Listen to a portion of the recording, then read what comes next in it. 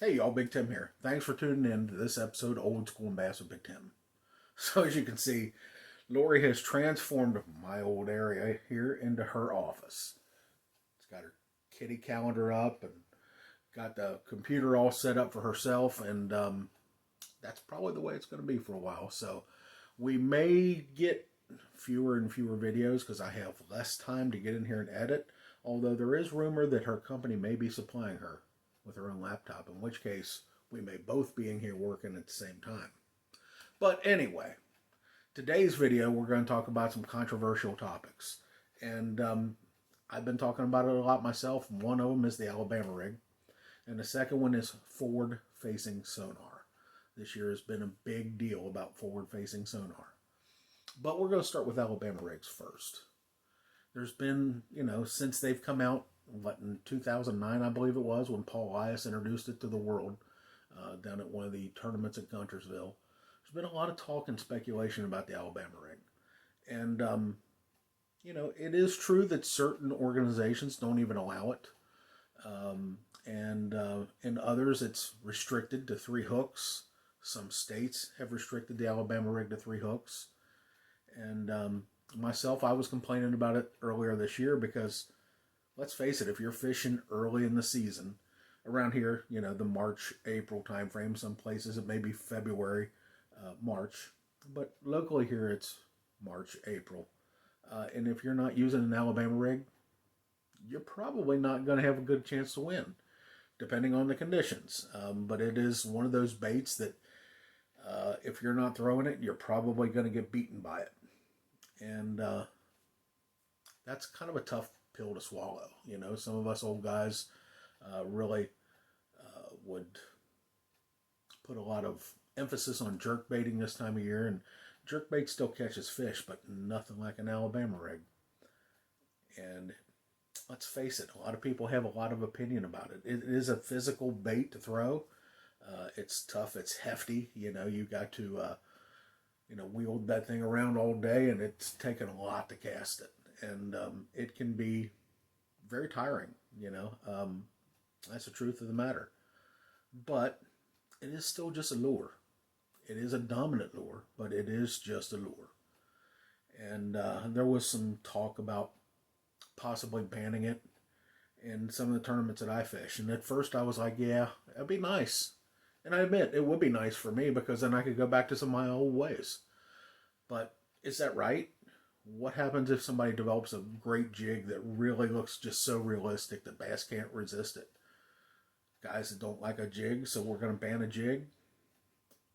Or a crankbait? Or a spinnerbait? Or whatever else. It's just another lure.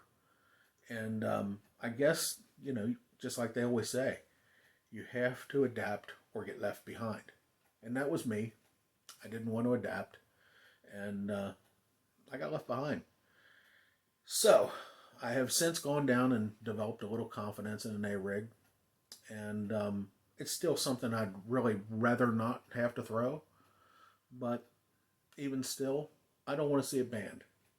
The state restrictions with 3 hooks, maybe every state could get together and restrict to 3 hooks. One of the things I do see about it is I've seen fish get snagged with an Alabama rig. I don't want to say snagged because I'm sure they went and flashed at it and just got hooked, someplace other than the mouth. And that happens with jerkbaits. That happens with spinnerbaits. I actually caught a fish on a jerkbait at Dale Hollow soon, which I'm working on that video for Dale Hollow. But I actually caught one that was basically shaped like a C because he got it in the tail and he got it up by the gill. And, so we're going to ban jerk baits because they got 3 treble hooks. That's something to think about. I like I said, I was leaning toward let's eliminate them. And a lot of people have that opinion because, in the Bass Elite Series, they're not allowed.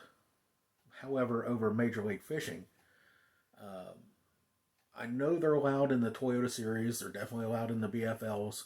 I'm not certain if they're allowed in the, whatever their highest level is called now. I forgot all about what that's called. But I'm not sure about that one. And I don't think that everything needs to be based upon one organization banning it. As a matter of fact, I think it's still allowed in the Bassmaster Opens. The last I heard, the rule was that any tournament that led directly to the Bassmaster Classic, you are not allowed to use an Alabama rig or umbrella rig or whatever you want to call it. And I think they have since given. It used to be that if you won one of the Bassmaster Opens, you were automatically in the Classic, and I think that's no more. I think you have to still earn a little bit more. But regardless, I don't know if it's allowed in the Opens. So they were considering and banting it around for the Bass Nation as well. And it was not a legal lure for us to use when we went to the Bass Nation National Championship in 2012. I'm not sure if that's still the case. But regardless, that did lead directly into the Bassmaster Classic. So, yes, it was not allowed. So the little local tournaments, like here in Kentucky, right now it's still allowed. And I think I can teeter the fence on it. You know, there's a possibility of going to the Bassmaster Classic, but you have to jump through a couple hoops to get there. So my thing is, I think as much as I don't like it, I don't want to see it banned on a state level. Just have to learn to adapt or get left behind. Kind of that simple. It's kind of the way I'm leaning on it. Still don't like it, but that's the way I'm leaning. So the other thing that I wanted to talk about is the forward-facing sonar. It has been dominant in the past, well, this year for sure, and last fall, and some of the other tournaments. You know, you saw the tournament that the Elite Series had down at Lake Fork, and the guys were using their sonar to look by the standing timber and look for fish and cast their jerk baits. And, you know, there's a lot of people have a lot of opinion on that. You know, one of the statements was eventually we're going to have divers down there saying, here's a fish here. And, you know, technology is there. It's always changing. It's always evolving.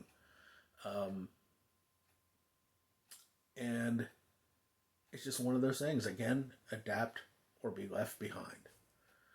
At first, I didn't like the idea of the forward-facing sonar because it really takes some of the mystique out of fishing. You know, knowing what's underneath you is one thing. I mean, I'm sure we were having this discussion 50 years ago when sonar was developed for fishing boats. And here we are. Most of us couldn't imagine ourselves without sonar or GPS. But there is one big problem I have with it, and that's cost. You know, I don't know how to put this exactly. I guess have we made the cost of competition too high for younger anglers or anything like that? Guys that have families. I know myself, I'm not going to buy a forward-facing sonar just for the simple fact it's $2,000 to $3,000. And that's more than I can justify. I'm not going to win that kind of money in one tournament. If I was fishing for bigger money, I could justify it. But fishing just the local stuff here, fishing, I don't know, even BFLs, you know, you'd almost have to win to pay for that. No, you would have to win. So, you know, myself, I just don't see the cost balance. You know, I just don't see where it's worth the cost for me. Sure, it'd probably be fun to learn it and to have a step up. You know, let's face it, any man will spend any amount of money to have a competitive edge over his buddy. And that competitive edge, you know, we see it in golf, we see it in fishing, we see it in everything. And I do wonder if we've overpriced the cost of competition. You know, everything goes up. The cost of rods, the cost of reels, the line, you know, tungsten weights. You know, where were those 15 years ago? Nobody was using tungsten 15 years ago. Now I can't imagine not using it. So I look at the cost of that forward-facing sonar, and like I said, it's about $2,000, 2,500, 3,000, somewhere in there, depending on what you get and how you mount it and everything else. My first GPS that I bought in probably 2001 was $700, and $700 was a lot of money back then. Then actually my favorite GPS I ever bought was a Lowrance LCX 28, and I love that unit. Had a built-in hard drive, and I bought it using my discount that I had, and it still cost me $1,050. I think it was 1,050. I'm real sure that's what that cost. That was in 2008 or 9. So that was a lot of money back then, and so $2,000 now really and truly isn't that big a deal, especially when you're buying a new boat, because you just finance it in, with the boat. Who was using power poles 15, 20 years ago? Who was using some of these other things that are available, like the spot lock trolling motors? Heck, that's just 5 or 6 years that's been around. So technology is always changing, and you have to keep up with it. I mean, if you're going to compete, and when I say compete, it depends on what kind of circuit you're competing in. If you're fishing the local Thursday night tournament down here at the Ohio River, like, a lot of people do and enjoy, and I love them, I don't think it would be worth getting forward-facing sonar just for that. Let's face it, what are you going to win? $200? To make that $2,000 investment to win $200 is just crazy. Just insane. Even if you win every Thursday. But there are guys that will definitely do it just to win Thursday night. There are guys that will spend that $2,000 just to win a 5-boat tournament, and the winner takes home $30 or $40. There's guys that'll do that. They just want to have that competitive edge and puff up their chest and walk in the tackle store and say, "Yep, we'll make a tournament this weekend." So, there's always those guys. But it is one of those things that's going to keep changing. Now, one thing I will say, I honestly believe in my heart that the cost, that $2,000 to $3,000, will eventually plummet, because they're always changing. They're going to come out with something new, and the forward-facing sonar is not going to be the latest and greatest. And I think the costs will end up coming down. You always have those higher introductory costs. They've got to pay for the research and development and all that stuff. And I honestly believe it will be coming down. I will also say I would like to have it. I would like to play with it. But it's more than I'm going to spend. It's just like, I don't have power poles on my boat. Would I like to have those? Yeah, sure. Honestly, probably not, because it would make it more of a pain to get it in my garage. Because I'd have to lower them. My garage door is kind of low. So that may make it difficult. Would I like to have the spot lock trolling motor? Absolutely, I would love to have one of those, but I'm not going to spend $2,500 on one. Unless I were to buy a new boat, and then you finance it in, and it costs you an extra $50 or $60 a month. Big deal, right? So, technology. Get with it or get left behind. A-rig, get with it or get left behind. And even though this is old school and bass, we have to evolve. Everything is changing. Everything's changing all the time. So, that's my take on that. Drop me some opinions down below, whatever you think. And hope you enjoyed this. And I'm working on some other footage. I've made a few trips. Joey and I made a trip to Patoka along with Andrew and Jake. Didn't catch any fish, but we got some kind of neat video. Got to work on that. Made a trip to Cumberland / Dale Hollow. I'm working on that one.